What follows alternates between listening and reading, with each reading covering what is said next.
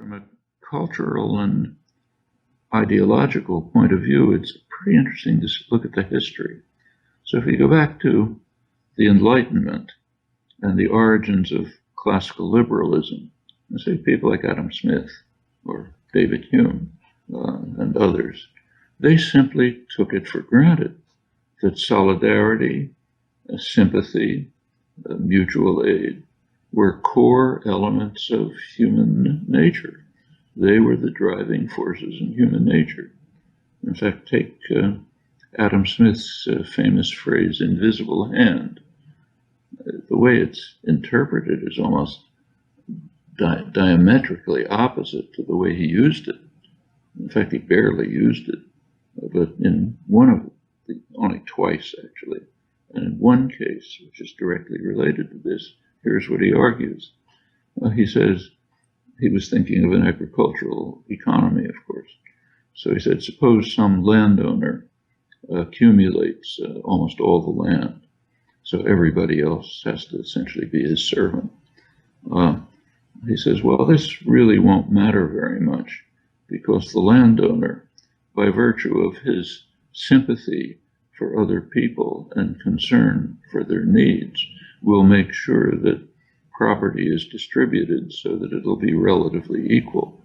So as if by an invisible hand, we'll end up with a fair and relatively egalitarian society. Not a very powerful argument, but it shows the kind of driving concept that underlies classical liberalism, Enlightenment ideals, and so on. Now, all of that ended with capitalism. Adam Smith and David Hume and others are basically pre-capitalists. Capitalist ideology is different.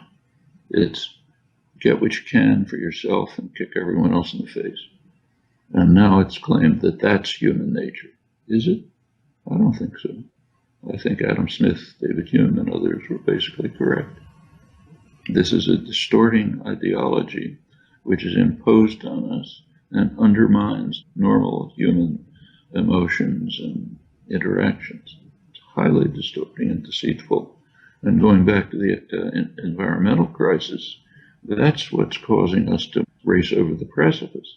When ExxonMobil executives say, okay, let's lie about the fossil fuels, they're saying what they're doing is pursuing what Adam Smith denounced as, in his words, the vile maxim of the masters of mankind, all for ourselves and nothing for anyone else. Let's take the Occupy movement. One of their achievements, in fact, I think one of the most important ones, has just been to create communities of solidarity, mutual support, democratic participation.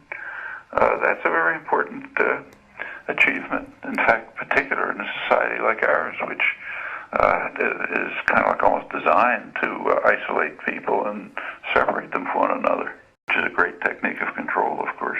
So forming communities based on solidarity, sure, that's very important. And in fact, it's not, that's the reason why the labor movement from its origins has been concerned with solidarity.